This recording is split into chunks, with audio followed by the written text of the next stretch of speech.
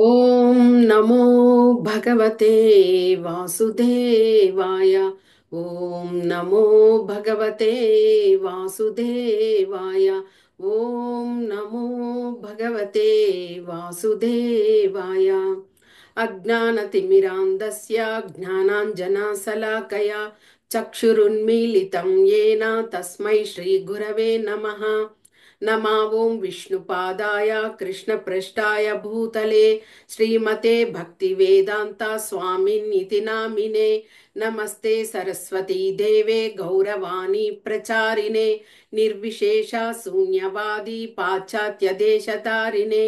जय श्री कृष्ण चैतन्य प्रभु नित्यानंद श्री अद्वैत गदाधर श्रीवासादि गौर भक्त वृंद. हरे कृष्णा कृष्णा कृष्णा हरे हरे. हरे राम राम राम हरे हरे. मूकं करोति वाचालं पंगुं लंघयेति गिरिं यत्कृपतमहं वन्दे श्रीगुरुं दिनतारणं. परमानन्दं माधवं श्रीचैतन्य ईश्वरं. हरि ओं तत्सत्. हरे कृष्ण.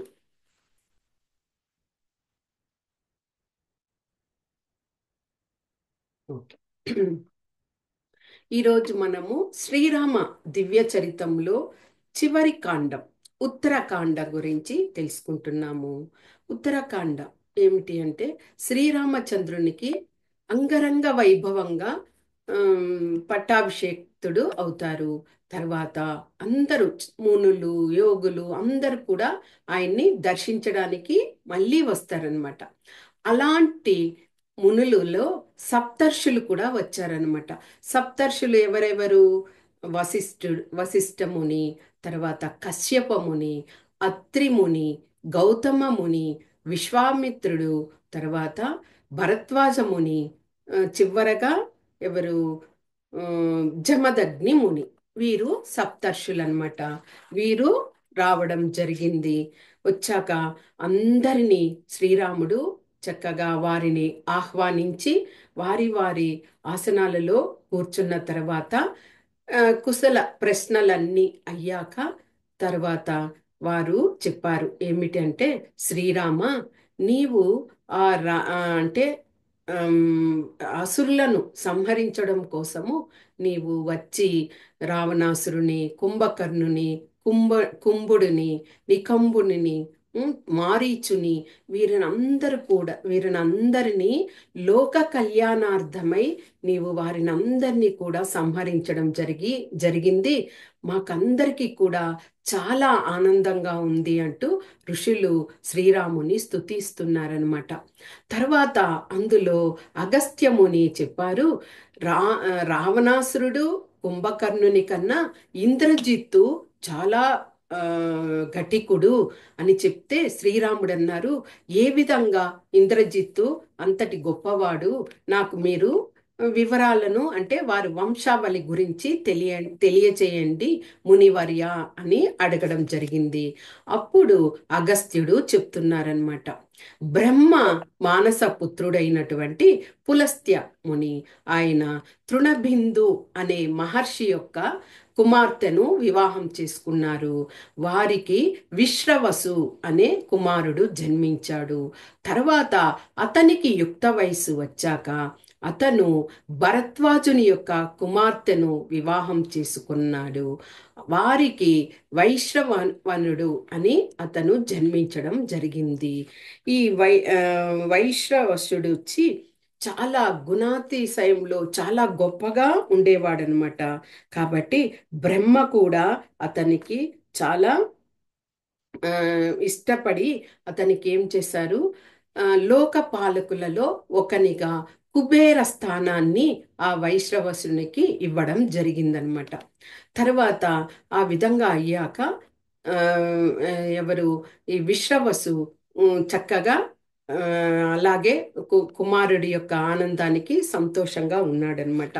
ఆ విధంగా అయ్యాక ఏమైంది, ఒకసారి వైశ్రవణుడు చక్కగా విహారం చేస్తూ ఉన్నాడనమాట పుష్పక విమానంలో.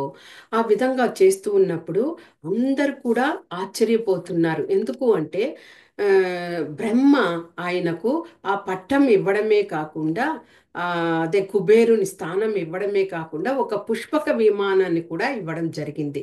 కానీ అతనికి నివాస స్థలం అనేదే లేకుండా ఉన్నది. అప్పుడు ఈ వైశ్రవసుడు వనుడు ఏం చేశాడట, ఆ, తండ్రి దగ్గరకు వచ్చి నాకు ఏదైనా నివాస స్థలం కావాలి అని విశ్రవసుని అడగడం జరిగింది.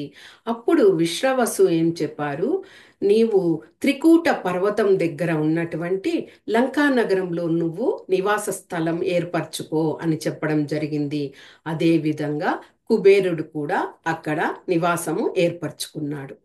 తరువాత విశ్రవసు కైకసి అనే ఆమెను వివాహం చేసుకోవడము, వారికే దశగ్రీవుడు, దశకంఠుడు అనే పేర్లు కలిగినటువంటి రావణాసురుడు జన్మించడం జరిగింది. ఒకరోజు కుబేరుడు తండ్రిని చూడడానికి వచ్చినప్పుడు కైకసి రావణునితో చెప్పింది, నీవు కూడా నీ సోదరునిలాగా చక్కగా నీవు అతి పరాక్రమవంతుడిగాను తర్వాత ఐశ్వర్యవంతుడిగాను నీవు అలాగా అగు అని చెప్పిందట. అప్పటి నుంచి రావణుడికి లంకా నగరం మీద మనసు పడింది. ఎలాగైనా లంకను తాను తీసేసుకోవాలి అని అనుకున్నాడు. వెళ్ళి విశ్రవసుకు చెప్పడం జరిగింది. విశ్రవసు అది న్యాయం కాదు, అక్కడ కుబేరుడు ఉన్నాడు అని చెప్పిన మొండి పట్టుగా నేను యుద్ధం చేసే అయినా నేను దీనిని తీసుకుంటాను అని చెప్పడము, లంకను తీసుకుంటాను అని చెప్పడం జరిగింది. అప్పుడు ఇక విశ్రవసు ఏం చేశాడు, ఆ, ఇతని దగ్గరికి వెళ్ళి వైశ్ర వైశ్రవణుడి దగ్గరికి వెళ్ళి కుబేరుడు కదా, కుబేర స్థానంలో ఉన్నవాడు, కుబేర నీవు చక్కగా కైలాస పర్వతాలు ఉన్నాయి కదా అక్కడికి వెళ్ళిపో, రావణాసురుడు దుర్బుద్ధితో యుద్ధానికే తలపడుతున్నాడు, అవన్నీ అవసరం లేదు, నువ్వు వెళ్ళిపో అంటే కుబేరుడు చాలా మంచివాడు కాబట్టి తాను అక్కడి నుంచి వెళ్ళిపోవడం జరిగింది. ఇక రావణాసురుడు లంకను ఆక్రమించుకొని అక్కడ పరిపాలన చేస్తూ మండోదరిని వివాహం చేసుకోగా వారికి మేఘనాథుడు అనే కుమారుడు జన్మించడం జరిగింది. ఆ మేఘనాథుడే ఇంద్రజిత్తుగా పేరుగాంచాడనమాట. అందుకే ఇక్కడ చెప్తూ ఆ ఇంద్రజిత్తు ఎలాంటి వాడంటే, అంటే వంశావళి గురించి చెప్పడం అయింది. ఆ ఇంద్రజిత్తు ఎలాంటి వాడంటే ఆ రా రావణుడితో స్వర్గాధిపతి ఇంద్రుడు యుద్ధం చేసినప్పుడు ఆ ఇంద్రుణ్ణే కట్టిపడేసి దారంతో ఆయన లంకకు తీసుకొచ్చాడట. అంతటి ఘనుడు. అలాంటి ఇంద్రజిత్తుని లక్ష్మణుడు అద్భుతాస్త్ర అస్త్రముతో ఆయన్ని సంహరించడం జరిగింది. మాకంతా చాలా ఆనందంగా ఉంది అంటూ ఆ విషయాలన్నీ శ్రీరామునికి వివరించి తర్వాత వాళ్ళు వెళ్ళిపోయారనమాట. తర్వాత అందరూ వెళ్ళిపోయాక శ్రీరామచంద్రుడు ఇక మరుసటి రోజు ఉదయాన్నే లేచి చక్కగా మందిరానికి వెళ్ళి సూర్యుని యొక్క అదే సూర్యుని ప్రార్థించి తర్వాత రాజసభకు రావడం జరిగిందనమాట. రాజ్యసభకు రావడం జరిగింది. అక్కడ ప్రజలందరూ కూడా ఆయనను అలాగ పట్టాభిషిక్తుడయ్యి ఆ రాజ యొక్క ఆ సింహాసనం మీద కూర్చుంటే చాలా ఆనందపడుతున్నారు. తర్వాత జనక మహారాజు రావడము, జనక మహారాజు చెప్పారు, నేను వచ్చి చాలా రోజులు అవుతుంది కాబట్టి నేను వీడ్కోలు తీసుకుని వెళ్తున్నానని ఆయన వెళ్ళిపోవడం జరిగింది.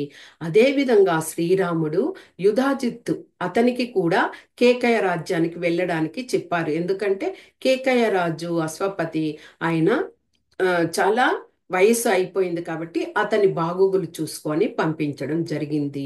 ఇక అంగదుడు హనుమంతుడు వారిద్దరిని దగ్గరికి పిలిచి సుగ్రీవునితో శ్రీరాముడు చెప్పారు, వీరు చేసినటువంటి సేవలకు వారికి ఎలాంటి మర్యాదలు ఇచ్చినా కానీ తక్కువే అంటూ శ్రీరాముడు తన వేసుకున్నటువంటి ఆభరణాలను తీసి వారిద్దరికి ఇవ్వడం జరిగింది. మీరు కూడా ఆనందంగా కొన్ని రోజులు ఇక్కడ ఉండి తర్వాత మీరు ప్రయాణం చేయవచ్చు అని చెప్పడం జరిగింది. ఆ విధంగా నెల రోజులు గడిచిపోయాయి. తరువాత విభీషణుడు సుగ్రీవుడు అందరూ వారు కూడా ప్రయాణమయ్యారు వారి వారి స్థానాలకి. అప్పుడు హనుమంతుడు చాలా దుఃఖపడుతూ ఉన్నాడు. శ్రీరామ నేను నీతోనే ఉంటాను అని చెప్పినప్పుడు తప్పకుండా హనుమాన్, నీవు రాముని యొక్క గానము ఎక్కడెక్కడ వినిపిస్తూ ఉంటుందో, ఎంతవరకు ఆ గానము ఉంటుందో అంతవరకు నువ్వు చిరంజీవిగా నాతోనే ఉంటావు అని రాముడు హనుమంతునికి చెప్పడం జరిగిందనమాట. ఈ విధంగా శ్రీరాముడు రాజ్యాన్ని పరిపాలిస్తూ ఉన్నారు. అది హేమంత కాలం. ఆ సమయం ఎలాగుంటది? చెట్లన్నీ కూడా పువ్వులతో చక్కగా పూసి సువాసనలు వెదజల్లుతూ అలాగా ఉంటుంది. ఆ సమయంలో ఒకరోజు ఉద్యానవనంలో శ్రీరాముడు సీతమ్మ కూర్చొని గత స్మృతులను గుర్తు తెచ్చుకుంటూ ఉన్నారు. అలాంటి సమయంలో సీతమ్మ, నేను గర్భం దాల్చి ఉన్నాను అని శ్రీరామునికి విన్నవించడం జరిగింది. శ్రీరాముడు చాలా ఆనందపడిపోయి, సీత, నీ మనసులో ఏవైనా కోరిక ఉంటే చెప్పు, నేను నెరవేరుస్తాను అని చెప్పడం జరిగింది. వెంటనే సీతమ్మ, నేను 14 సంవత్సరాలు అరణ్యవాసంలోనే ఉన్నాను, ఋష్యాశ్రమాలన్నీ చూశాను, అన్నీ చూస్తే కూడా నాకెందుకో మనసు మళ్ళీ ఒకసారి ఆ ఋష్యాశ్రమాలన్నీ కూడా తిరిగి ఆ గురుపత్నులందరినీ సాంగత్యం పొంది వారికి కానుకలు ఇవ్వాలి అని నా మనసు కోరుకుంటుంది రామా అని చెప్పడం జరిగింది. రాముడు కూడా తదాస్తు అనడం జరిగింది. అంటే ఆ పరిస్థితులు అలాగా ముందుగానే వస్తూ ఉన్నాయన్నమాట. ఇక అయ్యాక రాముడు రాజసభకు వెళ్ళడం జరిగింది. అక్కడికి గూఢాచారి అయినటువంటి భద్రుడు రాగా శ్రీరాముడు ఆ భద్రుని దగ్గర వివరాలన్నీ అడుగుతున్నాడు. రాజ్యంలో ప్రజలందరూ ఎలాగ ఉన్నారు, నా గురించి ఏమనుకుంటున్నారు, ఏవైనా వ్యతిరేకంగా నినాదాలు ఇస్తున్నారా అని ప్రశ్నించడం జరిగింది. దానికి భద్రుడు, రాజా, నీవు చక్కగా రావణాసురుణ్ణి సంహరించి సీతమ్మను తీసుకొచ్చావు కదా, అందరూ వేణోళ్ళ కొనియాడుతూ ఉన్నారు, నిన్ను కీర్తిస్తున్నారు, కానీ కానీ అంటూ నసుగుతున్నాడు. అప్పుడు శ్రీరాముడు, భద్ర, ఆ పొగడ్తలు అవన్నీ కూడా విడిచిపెట్టు, నాకు నువ్వు చెప్పేటువంటి విషయాన్ని, నిజమైన సత్యమైన విషయమే నాకు చెప్పు అనగా, రాజా, కొంతమంది అసూయపరులు, అజ్ఞానులు, అవివేకులు కొంతమంది సీతమ్మ 1 సంవత్సర కాలము రావణాసురునితో ఉండగా శ్రీరాముడు కామవశుడై సీతమ్మ చేయి పట్టి తిరిగి ఇక్కడకు తీసుకొచ్చాడు. అంటే అక్కడ అగ్ని ప్రవేశం చేశారు. ఆ విషయాలన్నీ తెలియట్లేదు కదా కొంతమంది అజ్ఞానులుగా ఉన్న వాళ్ళకి. కాబట్టి అలాగ తీసుకొచ్చారు. ఇది సబబేనా? ఒక రాజు ఈ విధంగా ప్రవర్తిస్తే ప్రజలు ఇంకా ఏ విధంగా ఉంటారు అని చెప్పడము, ఇది మంచి విషయమో చెడు విషయమో నాకు తెలియదు ప్రభు, వారు చెప్పినది నేను నీకు చెప్తున్నాను అనేసరికి శ్రీరాముడు అలాగే దుఃఖితుడవుతాడు. మనసు చంచలమైపోయి చాలా బాధపడతాడనమాట. వెంటనే భద్ర, నీవు వెళ్ళు అని చెప్పి లక్ష్మణుని పిలిచి, లక్ష్మణ, నేను ఈ ఇక్ష్వాక వంశం కోసము చాలా పాటుపడుతున్నాను. ఆ గౌరవ ప్రతిష్టలన్నింటినీ నిలపడానికి నేను ఎంతో కష్టపడుతున్నాను. కానీ నేను కూడా కొన్ని దూషణలు ఎదుర్కోవలసి వస్తున్నది. నేను ఇప్పుడు నీకు చెప్పే విషయము కష్టంగా ఉండవచ్చు, కానీ నీవు తప్పకుండా శిరస వహించాలి. నువ్వు నేను సీతను త్యజించదలుచుకున్నాను. నీవు రేపటి ఉదయాన ఆమెను తీసుకువెళ్ళి వాల్మీకి ఆశ్రమంలో వదిలిపెట్టు అని రాముడు చెప్పి, అలాగే ఆ కళ్ళల్లో నీళ్లు అలాగే ఇదవుతూ ఉంటే అక్కడి నుంచి వెళ్ళిపోయారనమాట.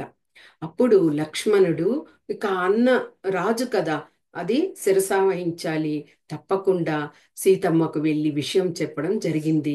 సీతమ్మ ఆనందపడిపోయింది. ఓ, నిన్ననే కదా మనము మాట్లాడుకున్నాము, రాముడు నేను, వెంటనే నాకు ఆజ్ఞ దొరికిందా, ఋషుల పత్నులంతే చూడాలి అని ఆమె ఆభరణాలు, మంచి మంచి వస్త్రాలు అన్నింటినీ నేను జాగ్రత్తగా ఎత్తి పెట్టుకొని నీతో వస్తాను లక్ష్మణ అని చెప్పడం జరిగింది.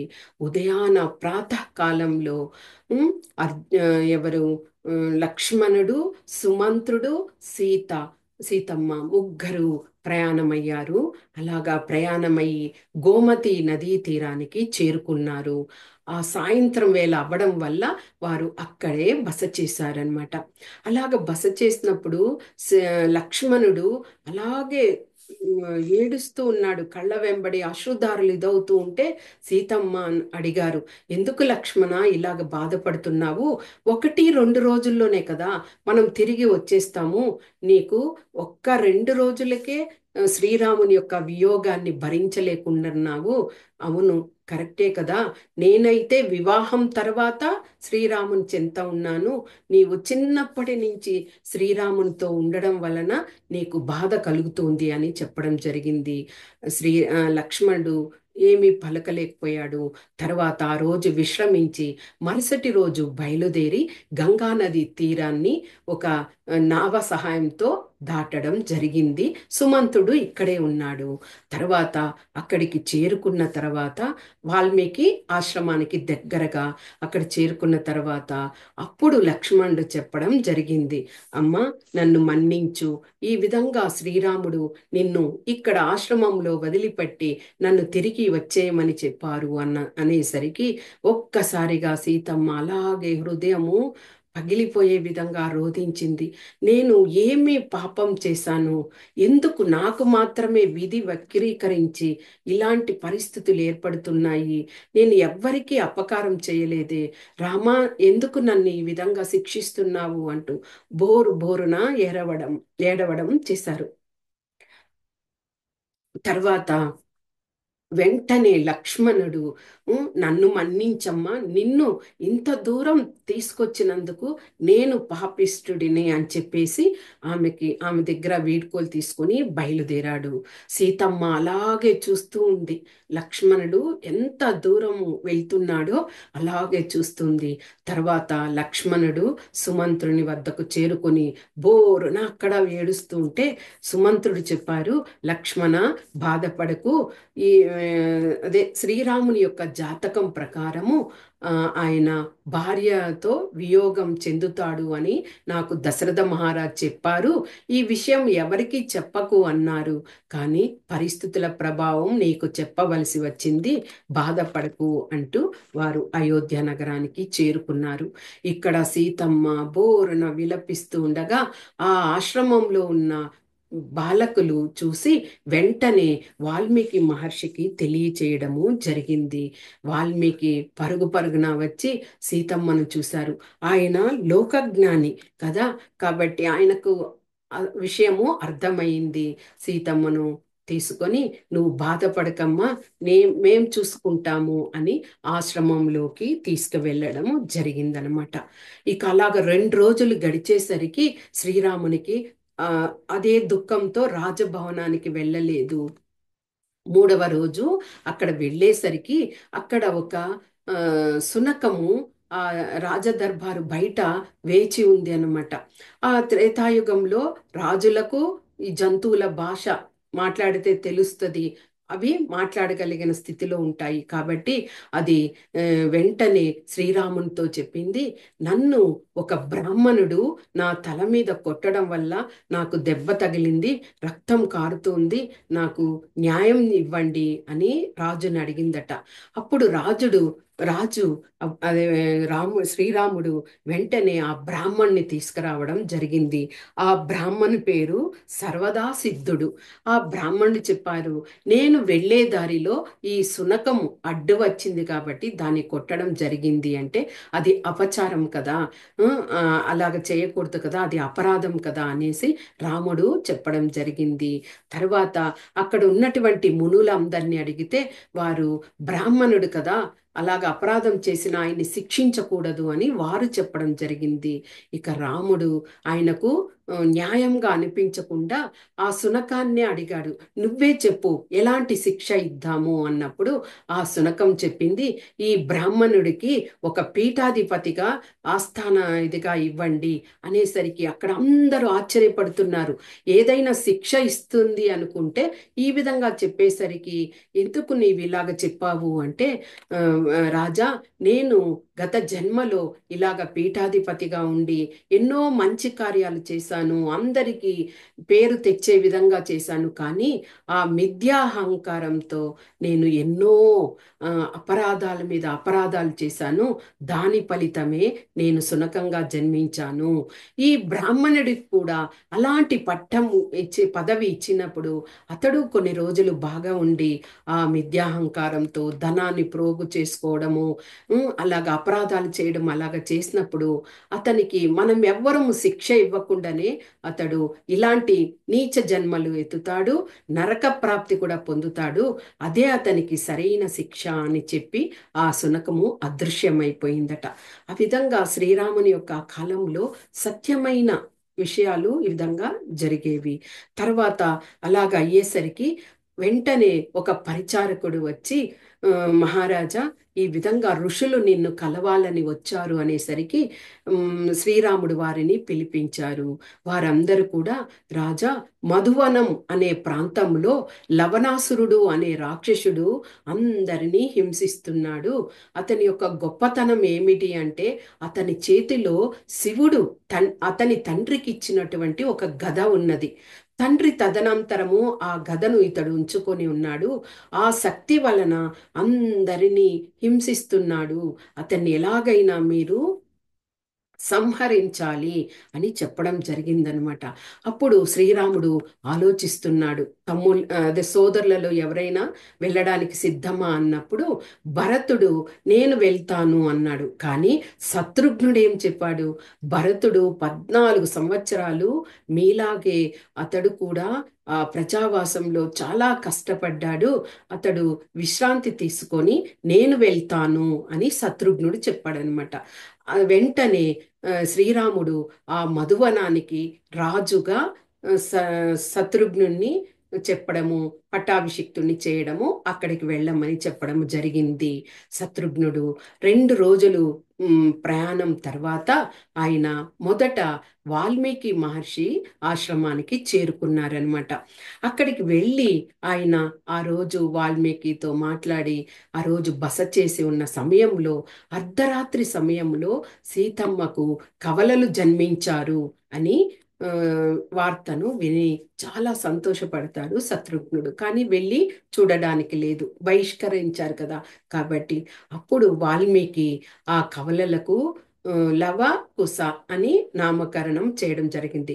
ఎలాగ చేశారు అంటే ఒక కుశగ్రాసం అంటే దర్భ అంటారు కదా, ఆ దర్భను రెండుగా చేయడం వలన మొదట ఉన్న ఆ దర్భ మొదటి పిల్లవాడికి కుశ అని, కుశ అగ్రము అంటే పైన ఉన్నది అగ్రభాగంలో ఉంటది, కింద ఉన్నటువంటి ఆ సగభాగము ఆ దర్భ అది లవ. లవ అంటే దిగువ భాగము. కాబట్టి లవ కుశ అని సాధారణంగా కుశ లవ అని చెప్పాలి. పై భాగము దిగువ భాగం అని రెండుగా ఏర్పాటు చేశారు. కానీ మనకు వాడుకలో లవకుశ అని అంటే దిగువ భాగమైనటువంటి లవుని ముందు చెప్తారు, లవకుశలు అని చెప్తారు. ఆ విధంగా వారికి నామము చేయడము జరిగింది. తర్వాత శత్రుఘ్నుడు అక్కడికి బయలుదేరారనమాట. బయలుదేరితే అక్కడ ఏమైంది, వారు చెప్పారు కదా ఆ గద అతని చేతిలో ఉంటే కష్టము అని. కాబట్టి అతడు ఆ లవణాసురుడు భోజనార్థమై తనకు అవసరం భోజనం చెయ్యాలి అన్నప్పుడు మాత్రము గదని గృహంలో ఉంచి వెళ్ళిపోతాడట. అలాంటి సమయంలో శత్రుఘ్నుడు అక్కడ వెళ్ళి వేచి ఉన్నాడనమాట. ఎప్పుడైతే ఈ లవణాసురుడు బయట వెళ్ళాడో వెంటనే ఆ లవణాసురునితో ద్వంద్వ యుద్ధాన్ని బయట వెళ్ళి వచ్చాక ఇద్దరు హోరాహోరీగా యుద్ధం జరిగింది. ఆ యుద్ధములో అమోఘాస్త్రం దానిని సంధించి ఆ లవణాసురుణ్ణి సంహరించడం జరిగింది. తర్వాత శత్రుఘ్నుడు అక్కడే 12 సంవత్సరాలు ఆ మధువనాన్ని పాలించాడనమాట. 12 సంవత్సరాల తర్వాత తిరిగి ఆయన అయోధ్యకు తిరిగి వస్తున్నారు. అలాగా ఆయన తిరిగి వస్తూ మళ్ళీ వాల్మీకి యొక్క ఆశ్రమానికి రావడం జరిగింది. 12 సంవత్సరాలు అయ్యాయి కదా. లవకుశలు కూడా చక్కగా 12 సంవత్సరాల పిల్లలుగా అయ్యారు. వారు వాల్మీకి మహర్షి ద్వారా శ్రీరాముని యొక్క కథను దానినంతా కూడా గాన రూపంలో ఆ విధంగా గానం చేస్తున్నారు. వాల్మీకి మహర్షి కూడా వాళ్ళకి అంత చక్కగా శ్రీరాముని ఆవిర్భావం నుంచి ఆయన పట్టాభిషిక్తుడు అవ్వడం వరకు కథ రూపంలో చెప్పి ఆ కథను గాన రూపంలో లవకుశులకు నేర్పించడం జరిగింది. శత్రుఘ్నుడు అక్కడికి చేరినప్పుడు చక్కగా ఆ లవకుశులు ఆ గానాన్ని కీర్తించగా శత్రుఘ్నుడికి అలాగే ఆ కళ్ళ వెంబడి ఆనంద బాష్పాలు వచ్చాయట. ఇంత చక్కగా ఈ పిల్లలు ఆ గానాన్ని చేస్తున్నారు అని సంతోషపడి తిరిగి ఆయన మహర్షి దగ్గర నుంచి వీడ్కోలు తీసుకొని నగరానికి వెళ్ళిపోయారు. ఇక అక్కడ సభలో మళ్ళీ శ్రీరాముడు సభలో ఉన్నారు. వెంటనే ఒక వృద్ధ బ్రాహ్మణుడు పరిగెట్టుకుంటూ వచ్చి ఏడుస్తూ చెప్తున్నాడట, ఓ రాజా, నా కుమారుడు నాకన్నా ముందుగానే మరణించాడు. అలాగా త్రేతాయుగంలో అలాగెవరైనా అంటే తల్లిదండ్రులకు ముందుగా పిల్లలు మరణించారు అంటే అది ఏమిటి అంటే రాజు యొక్క దోషము. అలాగా ధర్మబద్ధంగా జరిగేది ఆ కాలంలో. కాబట్టి నీవు ఏదో దోషం చేస్తున్నావు, లేదా నీ రాజ్యంలో ఎవరో దోషం చేస్తున్నారు, అందుకే నా కుమారుడు మరణించాడు, నా కుమారుని బ్రతికించి ఇవ్వు అంటూ ఆ వృద్ధ బ్రాహ్మణుడు చెప్తున్నారట. అంటే యుగము, ఒక్కొక్క యుగానికి ఒక్కొక్క ధర్మం ఉంటుంది. సత్యయుగంలో ఏమిటి, ధర్మము 4 పాదాలలో ఉంటుంది. చక్కగా రాజులు, క్షత్రియులు వీరందరూ కూడా తపస్సు చేసుకునే స్వేచ్ఛ వాళ్ళకి ఉంటుందన్నమాట. అది మళ్ళీ త్రేతాయుగం వచ్చేసరికి రా ఎవరు క్షత్రియులు, రాజులు, క్షత్రియులు, బ్రాహ్మణులు, క్షత్రియులు సత్యయుగంలో తపస్సు చేసుకోవడానికి అధికారం ఉంది. ఇక త్రేతాయుగంలో క్షత్రియులు, బ్రాహ్మణులు, వైశ్యులు కూడా వాళ్ళు తపస్సు చేసి ముక్తిని పొందడానికి అర్హత ఉందన్నమాట. కానీ కానీ శూద్రులు మాత్రము తపస్సు చేయకూడదు. అదే చూడండి, కలియుగంలో తీసుకుంటే ఎవరైనా చేసుకోవచ్చు. శూద్రులు కాదు, క్షత్రియులు కాదు, బ్రాహ్మణులు కాదు, వైశ్యులు కాదు. హరినామాన్ని చైతన్య మహాప్రభులు వారు ఇవ్వడం వలన అందరూ సమము చేసుకోవచ్చు. అదే ద్వాపర యుగంలో వైశ్యులు వారు తపస్సు చేసుకోవచ్చు.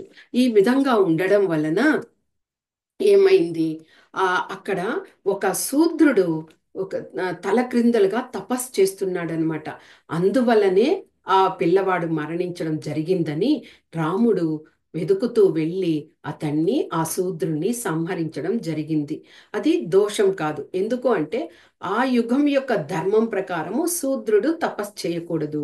కానీ అక్కడ తపస్సు చేశాడు కాబట్టి అతనికి ముక్తిని ఇచ్చాడు. పిల్లవాడు కూడా తర్వాత పునర్జీవితుడు అయ్యాడు. అంటే ఆ ధర్మ నియమం ప్రకారము శ్రీరాముడు రాజ్యపాలన ఆ విధంగా చేస్తూ వస్తున్నాడు. తర్వాత శ్రీరామచంద్రుడు ఏం చేశారు, ఆ శూద్రుణ్ణి సంహరించడం జరిగింది కదా. తర్వాత ఆయన రాజసూయ యాగాన్ని చెయ్యాలి అని సంకల్పించాడు. దానికి అందరికీ ఆహ్వానాలు అందాయి. ప్రతి ఒక్కరూ, దేవతలు, బ్రహ్మ అందరూ కూడా రావడం జరిగింది. ఇక రాజసూయ యాగం కోసము ప్రారంభము జరుగుతున్నదనమాట. ఆ సమయంలో వాల్మీకి మహర్షి కూడా లవకుశువులను కూడా వారి దగ్గరకు తీసుకురావడం జరిగింది. లవకుశులు చక్కగా వారు గానాన్ని చేశారు. దాన్ని చూసేసరికి శ్రీరామచంద్రుడు అలాగే ఆనంద బాష్పాలు రాలుస్తూ, మీరు చూడడానికి సాధువుల కుమారులాగా ఉన్నారు, కానీ మీ మోములో ఆ క్షత్రియుల యొక్క ఆ వీరత్వం కనిపిస్తుంది. తప్పకుండా మీరు సీతకు కవలలు జన్మించారని శత్రుఘ్నుడు చెప్పారు కదా. కాబట్టి వాల్మీకితో పాటు వచ్చారు కాబట్టి మీరు తప్పకుండా సీత యొక్క పిల్లలే అయి ఉంటారు అని, అదే సీతకు జన్మించిన నా పిల్లలై ఉంటారు అని వారిద్దరిని అలాగే ఆలింగనం చేసుకున్నారట. తర్వాత ఒక దూతను పిలిచి మీరు వెళ్ళి సీతను తీసుకురండి. మళ్ళీ ఆవిడ సీత అందరి ముందు ఆమె వచ్చి తను ఆ, తను ప్రతివతగా ఉన్న విధంగా ఆమె నిరపరాధి అన్నట్టుగా ఆమె నిరూపించుకుంటుంది. అప్పుడు నేను ఆమెను తిరిగి ఆహ్వానిస్తాను, స్వీకరిస్తాను అని చెప్పడం జరిగిందట. కానీ సీతమ్మ ఈసారి ఆ విషయానికి ఒప్పుకోలేదు. నేను ఎవరికి నిరపరాధిని అని చూపించాల్సిన అవసరం లేదు అంటూ ఆమె ఒక్కసారిగా గట్టిగా ఆ ఆక్రందన చేసిన విధంగా భూమాతను ప్రార్థించిందనమాట. ఏమి చెప్పింది? నేను నేను ఎప్పటికీ, అంటే నా వివాహమైనప్పటి నుంచి శ్రీరాముని తప్ప అన్యులను ఎవరినైనా కానీ నేను మనసు పడి ఉన్నా, ప్రేమించి ఉన్నా, నీవు నన్ను ఆశ్రయం ఇవ్వవద్దు. నాకు భూమాతకు చెప్తున్నారు, నాకు ఆశ్రయాన్ని నీవు ఇవ్వవద్దు. అలా కాకుండా నేను నిత్యము శ్రీరాముని కోసమే నిర్దిష్టతతో, ఆయన కోసం నిష్ఠతో ఉంటూ, ఆయన కోసం భక్తి ప్రవత్తులతో ఉంటూ నా ప్రాతిపత్యాన్ని నిరంతరము ఆయన తోడుగా ఉండి ఉంటే నువ్వు నన్ను నీ గర్భంలో తీసుకో భూమాత అని ఆమె గట్టిగా ఆక్రందనతో చెప్పడం జరిగింది. ఎప్పుడు ఆ మాటలు పలికిందో వెంటనే భూమి విచ్చుకున్నది. భూమి లోపల నుంచి సర్పాలన్నీ కూడా మోస్తున్నటువంటి ఒక స్వర్ణమయమైనటువంటి ఒక సింహాసనము భూమి లోపల నుంచి అలాగే బయటకు వచ్చింది. అందులో భూమాత కూర్చొని ఉన్నారు. రావడంతో రెండు చేతులను చాచి, తల్లి నువ్వు ఇంకా కష్టపడినదంతా చాలు, నువ్వు నా ఒడిలోకి రా అంటూ ఆహ్వానించడం జరిగింది. ఆ సమయంలో సీతమ్మకు లవకుశులు ఉన్నారు, లక్ష్మణుడు, భరత, శత్రుఘ్నుడు, శ్రీరాముడు, అందరినీ కూడా గుర్తుకు ఇది తెచ్చుకోలేదు ఆమె. ఎందుకంటే ఆమె సహనాన్ని కోల్పోయింది. అప్పటికి కూడా ఎంతో ఓపికతో శ్రీరాముడు రెండవసారి వనానికి పంపిస్తే కూడా వెళ్ళి వచ్చారు. ఇక ఇక్కడ ఉండడం తనకు కావడం లేదు అని ఆమె వెళ్ళి వెంటనే ఆ భూమాత ఒడిలో కూర్చుందన్నమాట. వెంటనే ఆ సింహాసనము భూగర్భం లోపలికి వెళ్ళిపోయింది. శ్రీరాముడు అలాగే సీత సీత అంటూ ఆక్రందన చేస్తూ, ఆయన అరుస్తూ, అది అలాగే బాష్ప ఆన బాష్పాలతో ఇదవుతూ ఉన్నాడు పూర్తిగా. అప్పుడు ఆయనకి కోపం కూడా కలిగింది. వెంటనే భూమాతకు చెప్తున్నారు, భూమాత నేను సీత కలిసి ఉండే విధంగా మమ్మల్ని కలుపు. అలాగ నీవు చేయకపోయావంటే ఈ పర్వతాన్నంతా నుగ్గు చేస్తాను. తర్వాత నదీ జలాలను ఎండింపచేస్తాను అలాగా చెప్తూ ఆక్రోశంతో ఉన్నప్పుడు వశిష్ఠుడు ఆయన్ని శాంతపరిచారు. ఆ విధంగా అయిన తర్వాత ఆయనకు ఏమైంది, ఇక ఆయనకు కూడా ఇక పరిసమాప్తి అయ్యే సమయము ఆసన్నమైంది శ్రీరామునికి. ఒకరోజు ఎవరు కాలపురుషుడు శ్రీరామచంద్రుని దగ్గరకు రావడం జరిగింది. ఆయన రావడంతో, రామ నీతో ప్రత్యేకంగా నేను మాట్లాడాలి. అలాగా మాట్లాడే సమయంలో ఎవరైనా వస్తే వాళ్ళు కఠినమైన కఠినమైన శిక్ష ఇవ్వాలి, బహిష్కరణ చేసే విధంగా చెయ్యాలి అని చెప్పినప్పుడు శ్రీరాముడు లక్ష్మణుడితో చెప్పి, నువ్వు ఆ గది యొక్క బయట నువ్వు ఉండు అని చెప్పేసి ఆ కాలపురుషునితో శ్రీరాముడు మంతనాలు చేస్తూ ఉన్నారు. ఆ కాలపురుషుడు అన్నీ చెప్తున్నాడు అనమాట. శ్రీరామ, నువ్వు విష్ణువు యొక్క అవతారము, నీవు ఇక్కడికి వచ్చి రావణాసుని సంహరించిన తర్వాత నీ పరిసమాప్తి అయ్యే సమయం ఆసన్నమైంది. అలాగ స్తుతిస్తూ కీర్తిస్తూ మాట్లాడుతూ ఉండగా ఇంత లోపలికి దుర్వాసముని రావడం జరిగింది. రావడంతో నేను శ్రీరామచంద్రుని చూడాలి అని అనగా లక్ష్మణుడు చెప్పారు, వారు ఒక ప్రత్యేకమైన సందర్భంలో మాటల్లో ఉన్నారు, ఇప్పుడు చూడడానికి వీలు లేదు అంటే దుర్వాసమునికి కోపం వచ్చేసింది. నేను ఉపవాసం ఉండి ఇక్కడికి వచ్చాను, శ్రీరాముని చేతుల మీదుగా నేను పూర్తిగా ప్రసాదం ఆరగించాలని వచ్చాను, నాకు ఆకలిగా ఉంది, వెంటనే నేను ప్రసాదం తినాలి అని దుర్వాసముని చెప్పడం జరిగింది. అలాగా కానీ నువ్వు చెప్పలేదనుకో మీ సోదరుని దగ్గర, ఈ రాజ్యాన్ని నేను భస్మీపట్నం చేస్తాను అని శాపం ఇవ్వడానికి సన్నద్ధుడయ్యాడు. వెంటనే లక్ష్మణుడు ఏం చేశారు, అన్న దగ్గరికి వెళితే నేను ఒక్కడినే బహిష్కరించబడతాను, అలా కాకపోతే రాజ్యమే నాశనం అయిపోతుందని ఆ రూమ్కి వెళ్ళడం జరిగింది. వెంటనే ఆ కాలపురుషుడు మాయమైపోయాడు. శ్రీరాముడు బయటకు వచ్చి, లక్ష్మణ ఇంత పని చేసావే నువ్వు అంటూ ఆ లక్ష్మణుణ్ణి ఇంకా అందరి దగ్గర అడిగినప్పుడు, నువ్వు నీ యొక్క ధర్మాన్ని పాటించాలి రామ అన్నప్పుడు ఆయన్ని బహిష్కరణ చేయడం జరిగింది. అదే విధంగా లక్ష్మణుడు అలాగే వెళ్ళి నదీ తీరంలో కూర్చొని ధ్యానం చేస్తూ ఉండగా ఇంద్రుడు పుష్పక విమానాన్ని పంపించగా అందులో కూర్చొని ఆయన వైకుంఠానికి వెళ్ళిపోవడం జరిగింది. ఇక శ్రీరాముడు ఒక్కరే, శ్రీరాముడు కూడా ఆయన కూడా తను పరిసమాప్తి చెయ్యాలి అని ఆ సరయూ నదిలో ఆ, వెళ్ళడానికి సంసిద్ధుడయ్యారు. ఆయనతో పాటు భరతుడు శత్రుఘ్నుడు కూడా బయలుదేరారు. ఇక ప్రజలందరూ కూడా మేము కూడా శ్రీరామునితో వచ్చేస్తాము అంటూ రావడం జరిగింది. కానీ రాముడు వారినంతా వారించడం జరిగింది. ఆ విధంగా శ్రీరాముడు ముందుకు సరియు నదిలో పయనిస్తూ ఉంటే వెనుక నుంచి భరతుడు శత్రుఘ్నుడు అందరూ కూడా రావడం జరిగింది.